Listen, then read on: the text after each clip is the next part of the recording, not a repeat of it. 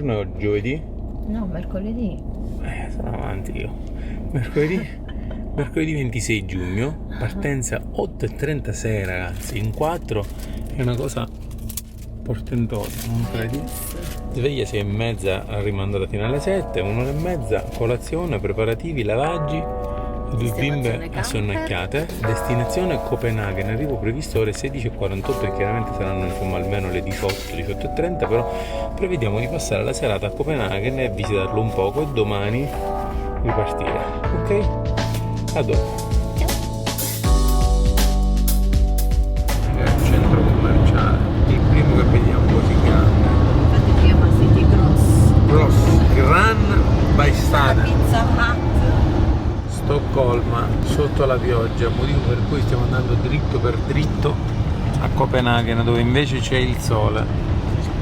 Sembra gigantesca. Lì ci sono 2 torrioni molto alti. Stoccolma non finisce più. Appena torniamo dobbiamo vedere quanti milioni di abitanti ha.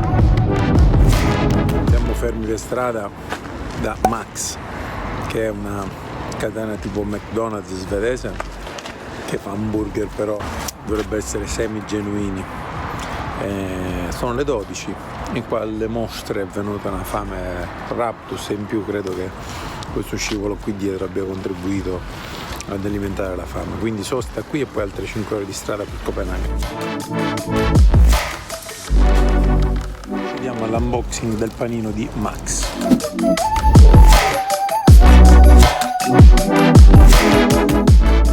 Molto gigantoso. Devo documentare che dire questo panino molto spesso, il pane è buono e sembra in effetti un po' più genuino del tipico hamburger McDonald's. Che ne pensi, signore? Buono, levo solo la cipolla.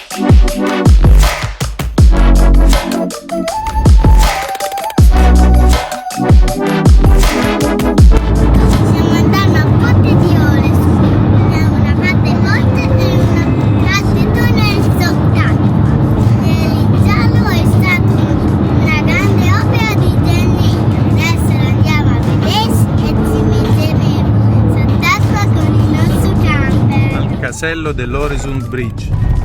Adesso Emiliana parlerà con questo tizio. 450 corone danesi, che col nostro culo del momento è un cambio anche più vantaggioso, quindi saranno circa poco meno di 45 euro. Quanto è costato l'Øresund Bridge, Eden? Il pedaggio, visto che Parigino è piccolo, è costato solo 45 euro. E adesso guardiamo il ponte.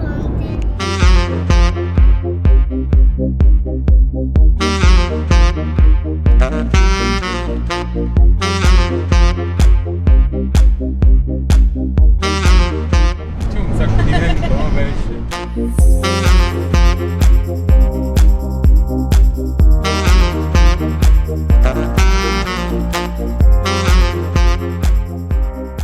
Ragazzi, l'Øresund Bridge ha il tunnel sottomarino con ferrovia e strada più lungo del mondo, di 7 km. Non dovrebbe essere profondissimo, abbiamo visto sembra circa 10 metri.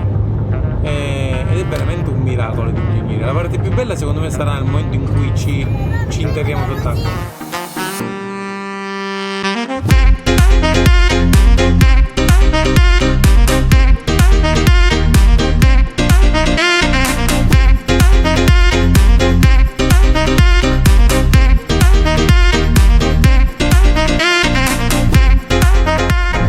Guarda quante maleoliche a sinistra!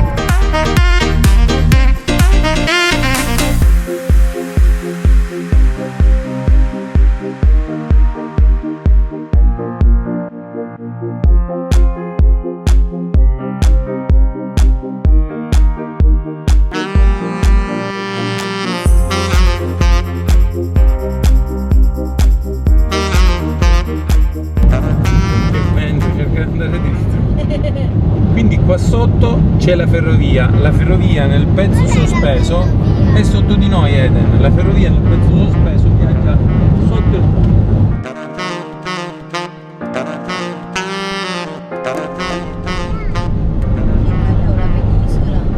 Quella è una penisola, quella è già Danimarca. Qui adesso, Eden, guarda, stiamo andando giù e in mezzo al mare sprofondiamo sott'acqua. Qui inizia la Danimarca. Vedi? Denmark. Quindi questa è un'altra crocetta segnata di Mi fa questo viaggio. impressione, sai perché? Perché siamo sul mare e mi dà l'impressione come se ad un tratto il ponte dovesse finire per cadere in mare, lì in acqua. Si intunnela, Lo sì. so, però non sembra. Ma tra l'altro non sembra perché quest'isola artificiale è pure più grande di quello che si vede dalle fotografie, cioè quella visuale fighissima è quella dall'alto.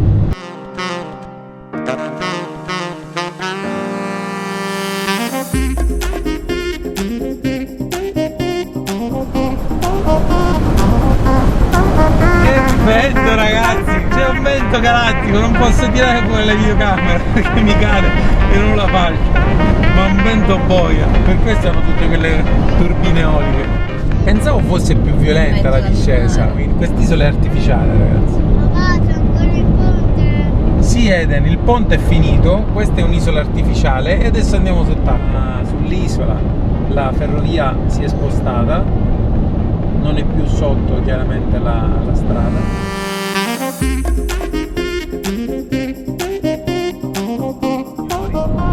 Ci stiamo per infilare il sottoterra M90.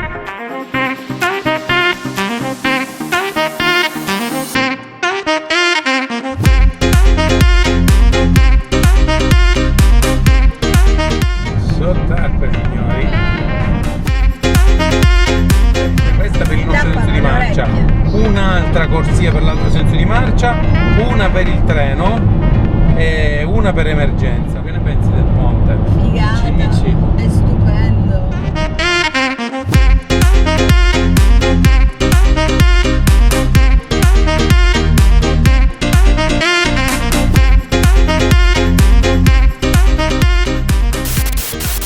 Stiamo per uscire, siamo a Copenaghen. Per l'esattezza, tra 11 km siamo a Copenaghen. Stiamo per uscire dal ponte sottomarino. Ce l'abbiamo fatta. Yuppie!